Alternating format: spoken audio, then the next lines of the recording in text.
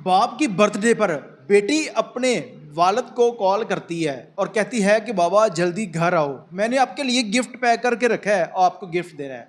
والد جب گھر آتا ہے تو اس سے پہلے اس ننھی معصوم بچی کو فائر مار کر قتل کر دیا جاتا ہے۔ قتل کرنے کے بعد یہ ملزمان موقع سے فرار ہو جاتے ہیں۔ شرمناک بات یہ ہے کہ اس بچی کی ڈیڈ باڈی ہاسپٹل کے اندر پڑی تھی اور پولیس والے رشوت مانگ رہے تھے کہ پیٹرول کے پیسے دیں، ہم نے گاڑی کے اندر پیٹرول ڈلوانا ہے۔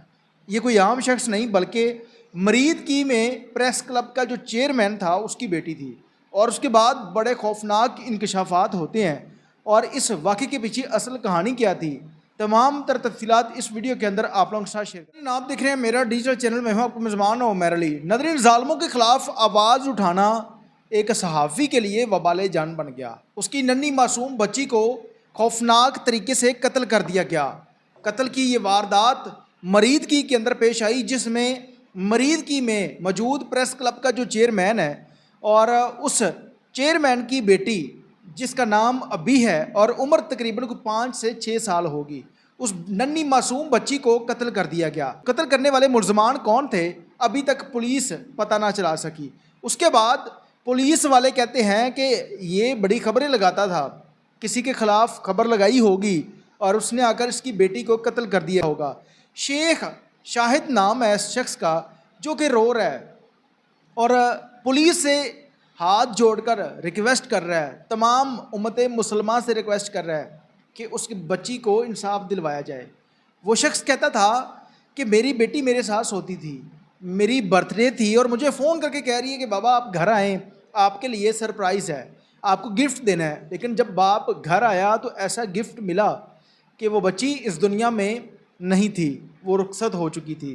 اور مزید یہ بھی پتہ چلا کہ جب بیٹی پیدا ہوئی تو اس باپ نے بڑی خوشیاں منائی۔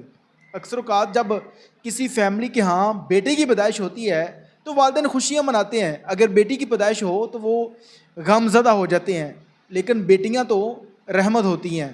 اب اس ننھی معصوم بچی کو قتل کرنے والے ملزم کا ابھی تک پتہ نہیں چل سکا، اور پولیس والے اس بچی کی ڈیڈ باڈی ابھی ہاسپٹل کے اندر پڑی تھی اور یہ لوگ رشوت مانگ رہے تھے، کہہ رہے تھے کہ ہماری گاڑی میں پیٹرول ڈلوانا ہے، آپ پیسے دیں۔ 2,000 روپے ان سے لیے گئے۔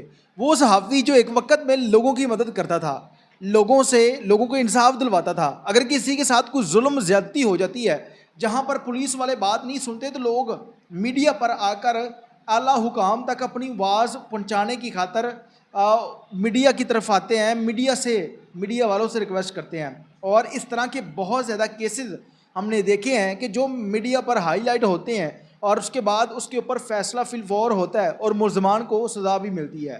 جس طرح حفظ آباد کے اندر جو ملزمان تھے ان کو وہ واقعہ فیمس ہونے کی وجہ سے ان کو جو ہے وہ پولیس مقابلہ کر کے مارا گیا تھا۔ یہ جو شخص ہے یہ مریدکی میں پریس کلب کا چیئرمین ہے اور لوگ آ کر اس سے کہتے تھے کہ ہمیں انصاف دلوائیں۔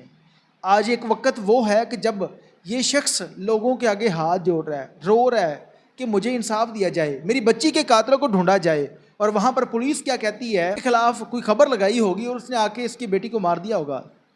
استغفر اللہ، شرم سے ڈوب جانا چاہیے، ڈوب مرنا چاہیے ان لوگوں کو جو اس طرح کی باتیں کر رہے ہیں۔ یعنی کہ ہر جگہ پر رشوت، حرام خوری اور اس طرح کے معاملات ہیں۔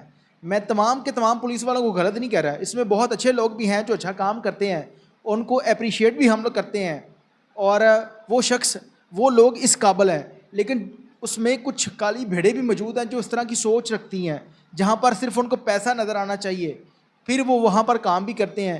اب اس بچی کو قتل کون کر کے چلا گیا، کسی کا ابھی تک کوئی سراغ نہیں ملا۔